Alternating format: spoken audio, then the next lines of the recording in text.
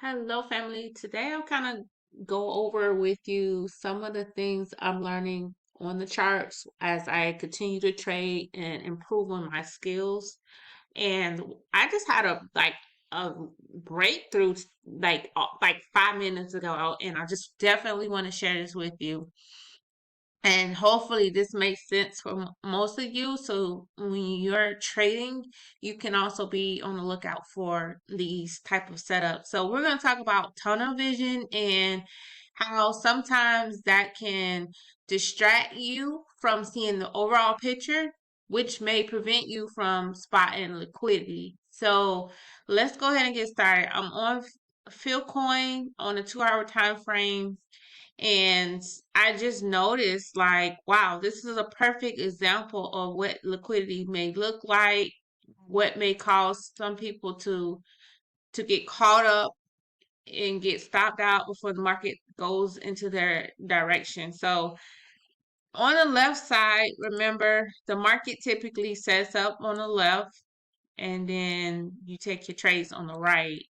And so what that means is this market was trending down in a downtrend.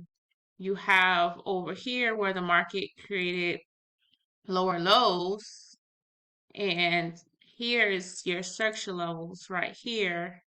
You got a small interruption here in that candle, and then you had a continuation down, and then you had this last buying candle that pushed this market low before it started to kind of dwindle out and started making higher highs. So when you look at the market and you know that when you get this pullback, this pullback is an opportunity to push the market lower.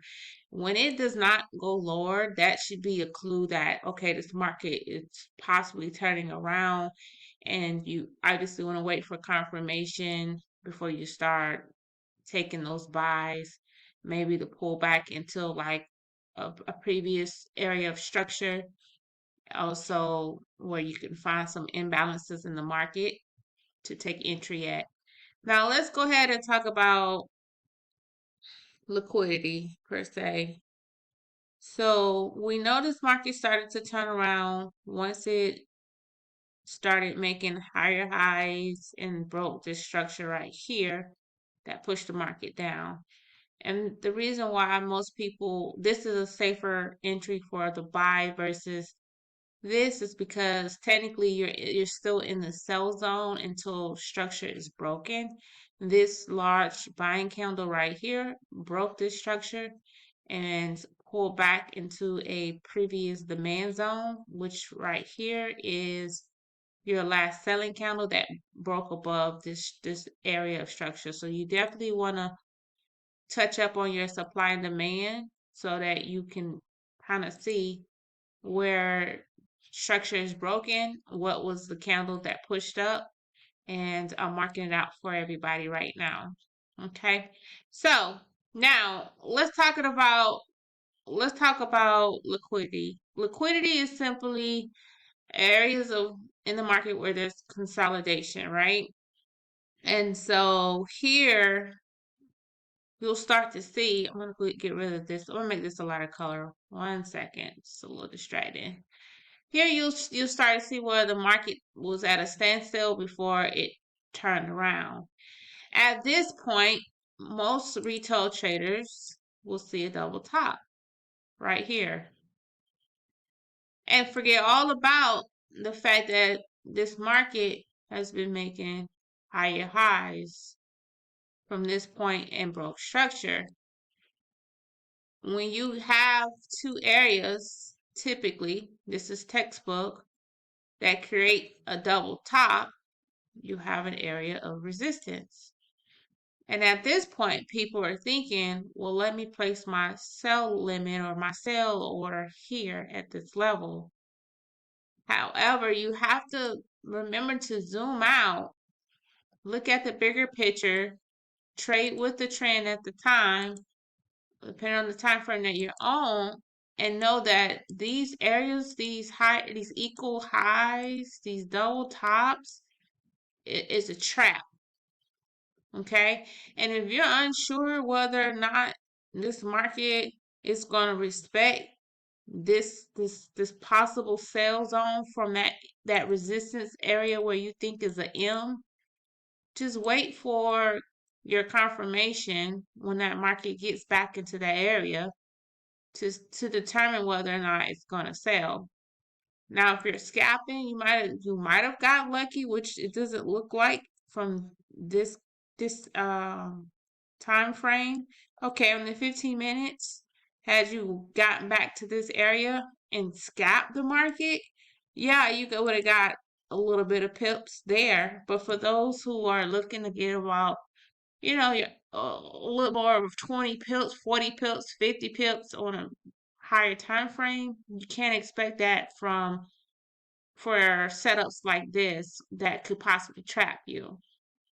So just know when it comes to consolidation and liquidity, look for your areas where there's an M pattern and from the result of an impulse.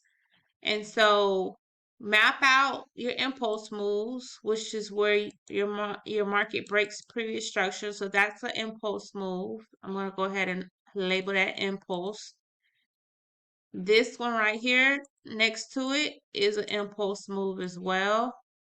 Okay, notice how the market created another double top right here.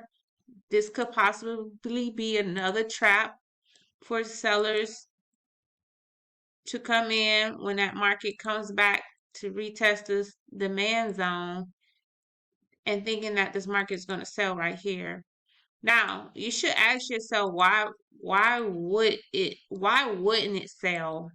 Well, if you look up to the left, you got to find areas in the market where there are imbalances, and where that means there are gaps, and that means also the market needs to fill these areas. So here you have a huge imbalance where price needs to go back and fill that area. So,